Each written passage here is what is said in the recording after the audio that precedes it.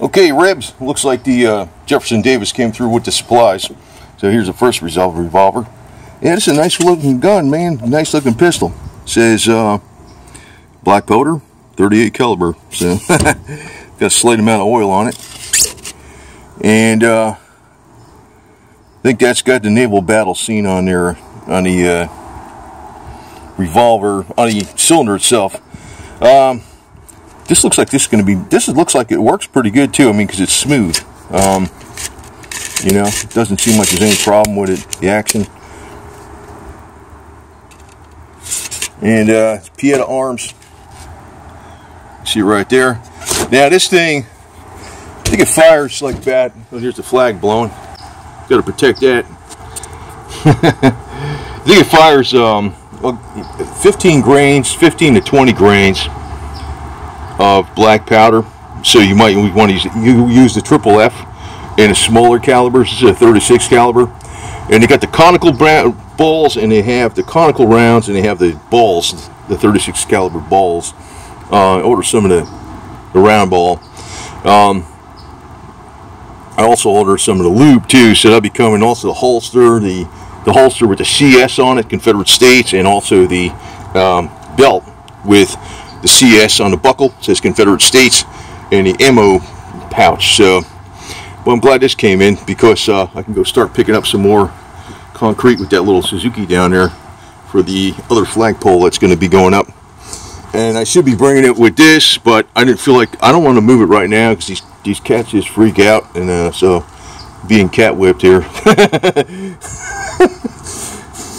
I don't want to. You know, when I need to use this, I guess I'm going to start. I'll make a bunch of trips with that stuff out there, the branches, and we'll get some 80-pound bags of concrete and stuff. But yeah, this thing does look pretty damn good. And you know, it was interesting too. Just like anything with when you got new technology, say it comes out, you had the cartridge round, right? This is the black powder. You gotta load it up with the using the ram. This ram rams it into powder into there to charge into there. Now, like anything now, even when new technology comes out, this was still being used for many, many, many years, even decades after the cartridge came out. The reason being is you could take a bunch of like number 10 percussion caps, which goes on here, on these nipples, right here, and you can carry like hundreds of them, like real small, compacted, right, in these containers. And you can get black powder and lead ball anywhere when you're out, on the frontier or whatever the hell it is. It was available anywhere. It's just the caps weren't that available. But you can also carry more powder, lead ball, and caps than you could percussion caps than you could contained self-contained cartridges with brass. The brass adds weight. So, and I seen a guy, well, I figured you can load these up a long time. He loaded this up with black powder. Now, I've been figuring, he had it loaded up there for like a week, and it fired no problem, and all this garbage. He put the casing lube racks over the round to seal it up. And also, if you really want to get really finicky, if you want to load it for a long time, if you put a little a sealant, not a grease, but like a sealant that goes around the percussion cap, it could be some kind of lacquer or something like that, so then no moisture can get into the black powder. Now, one thing I think I got a major disadvantage of when using this here, because in Florida it is humid. It's very humid, and most of the people you see shooting these damn things they're out west, where it's dry as all hell. Of course, the black powder's not going to freaking get wet that easy. Over here, I think I'm going to have a hard time. I'm not getting black powder per se, and I'm not getting Pyrodex. Pyrodex is the only thing I used to know what the heck was around, because I remember shooting back in the 70s. People had black powder. I don't know what the hell. I used to have a 50-something caliber. I'm going to have to get another rifle. I'm going to get a Confederate rifle, probably an Enfield 3 band, 54 caliber, just like the Confederates used. I might get another one of these too, plus the 22 conversion cylinder later. But for now, this is a cute. It's cute. Well, also, when you get these, do not get the ones that are all brass, because they'll stretch. the brass frames will stretch, and you want to get the ones that are case hardened steel. You know, brass trigger guard and hand guard, yeah, that's fine.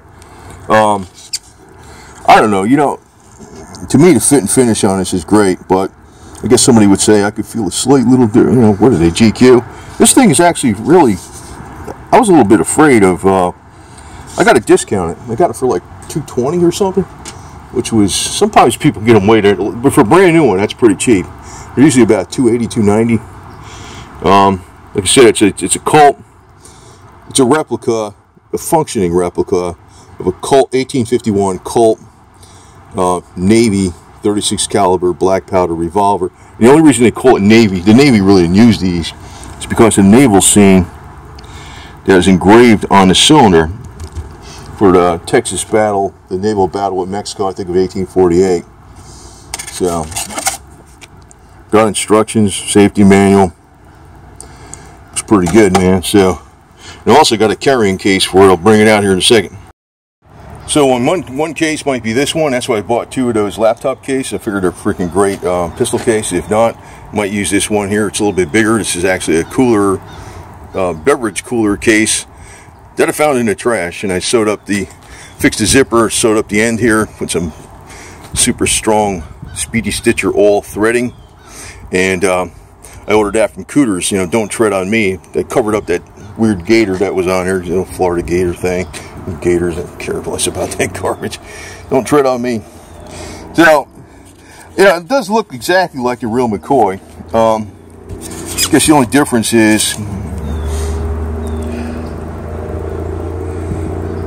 that says made in Italy, Pieta, Philippe Pieta, or I don't know if it says Philippe Pieta or whatever, F-L-L-I, Pieta. But I'm part Italian, so I've got no problem with freaking made in Italy on it. Italy makes some great stuff, man. As a matter of fact,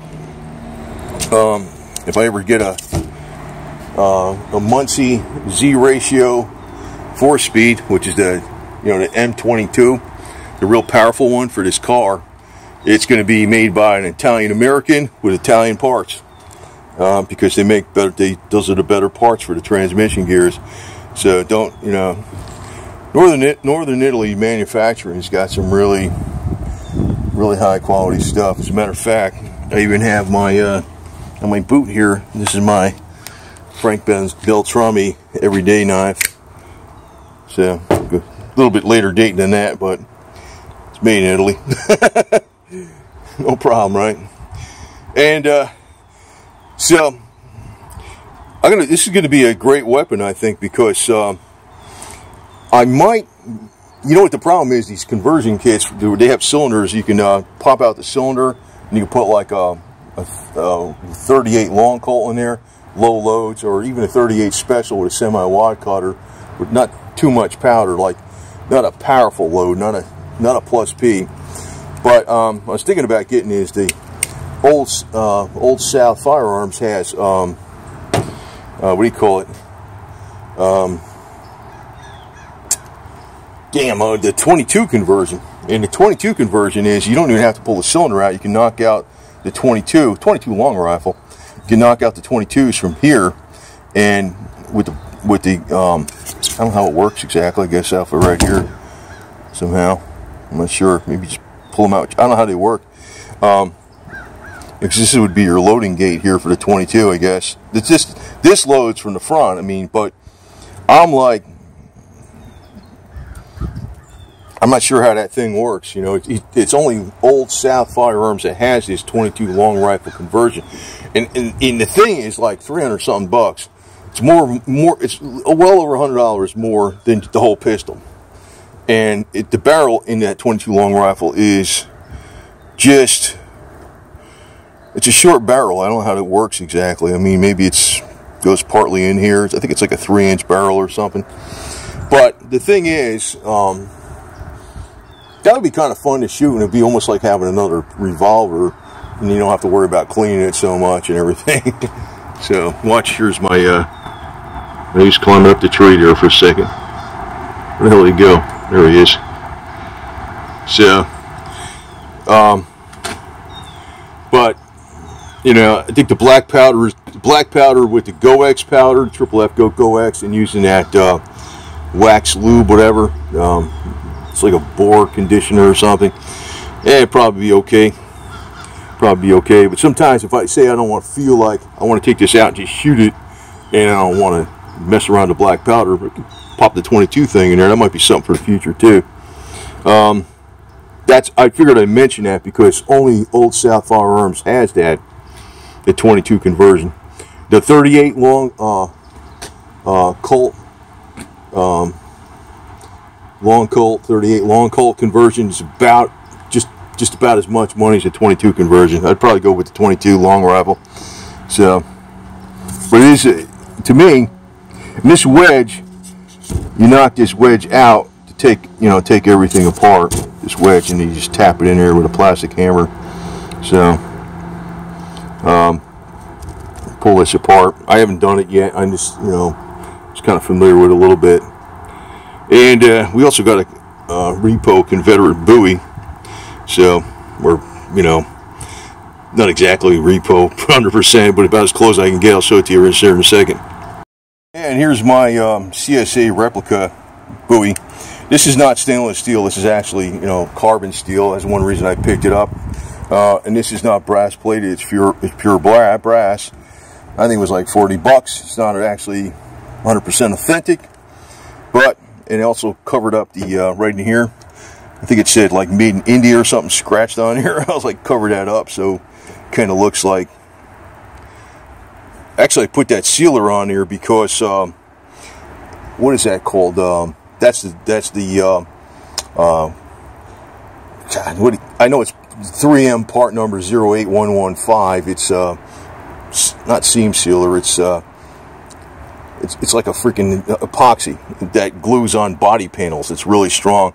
The reason I put that over here is to keep any kind of water from infiltrating between the blade and in the handle. So in other words, this is a full tang, but it's not really a thick tang, but it's reinforced by a pure brass ring here. So, and I added on put that with the sun. I added this on. You don't really notice much. It's a stainless steel washer. There was no belt holder with it, and I figured instead of freaking using threading, just come loose, use a stainless steel washer with a 1/4-inch structural rivet. I doubt that will ever break because it's all compressed, What will probably break is this leather will break one of these days, as long as if it's conditioned, it won't. So we got this here along with the pistol. So yeah, don't tread on me, damn it.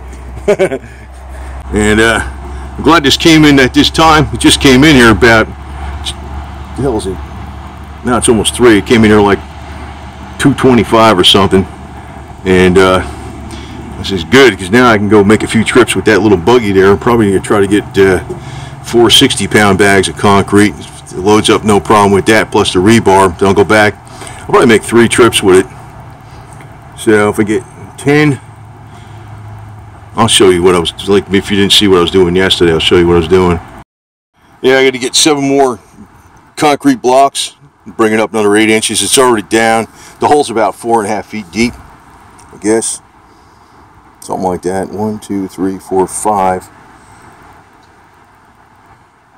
Oh, wait a minute. That would be... Well, it's only 40 inches deep. Well, it's good enough, man. The hell with it. It's they're 8 inches high. It'd be 5 blocks up, so whatever. 40 inches deep. They specified 48. Oh, well. It's a little wider, though. It's a little wider than this. 26 inches wide.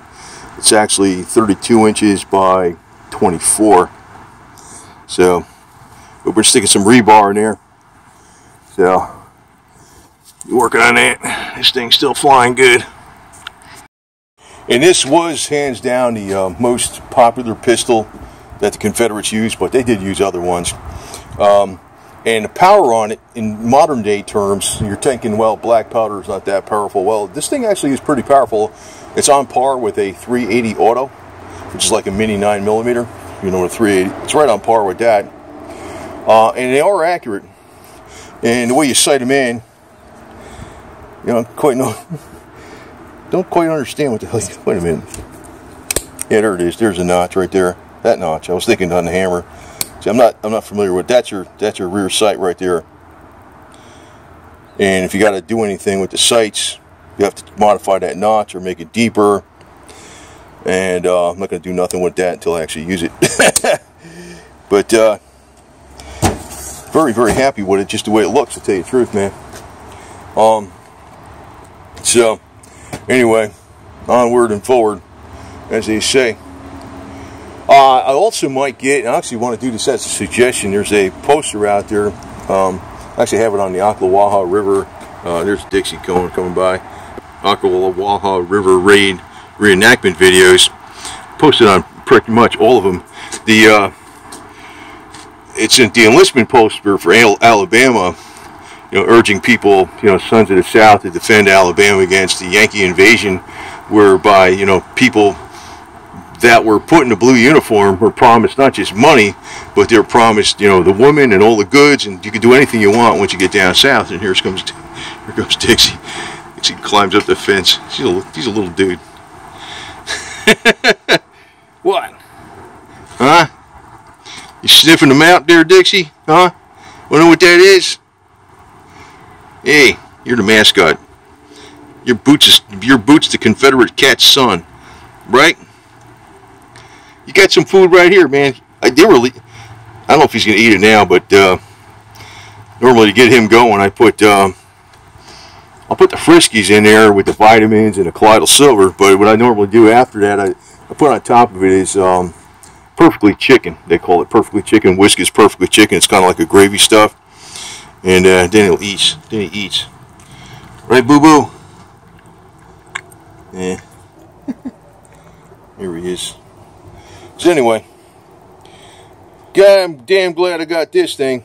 So we'll see what else we can freaking be doing here today, and hopefully I get a lot of crap done. First, I get some food here, because I'll tell you what, I'll be burning up some energy moving around that concrete. I'm probably, like I said, I'm going to get the 60 pounders, because to get them in the back of that thing, I have to get them way in the back, because I don't want them way over the tailgate, way in the back past the rear axle, right over the rear. I want to forward the rear axle, so I got to heave ho them in there. So I'm getting the 60 pounders versus the 80 pounders, because I have to bend over and get them in there about 4 feet, you know. So here comes which one of you? You Feather? Yeah, that's Feather. That's Mama Cat. So Mama and Boots produced that one, and Paws and Onyx. Onyx looks like Mama. So anyway, keep the faith, man. You know what happens? We just regroup. That's what happens. We regroup, and you know, we just become a more tight-knit group, and that's what happens. There you go. I'm not timid. I don't freaking retreat. I'm not one of those people. But I'm also very shrewd, so that's what we got to do. Well, good thing I got this "Don't Tread on Me" bag, because this is with the box. It's a little bit too big for this. You know, this is a laptop bag. So if I don't use the box, I can fit it in there easy. But if I keep it in the box, I'll use this one. So.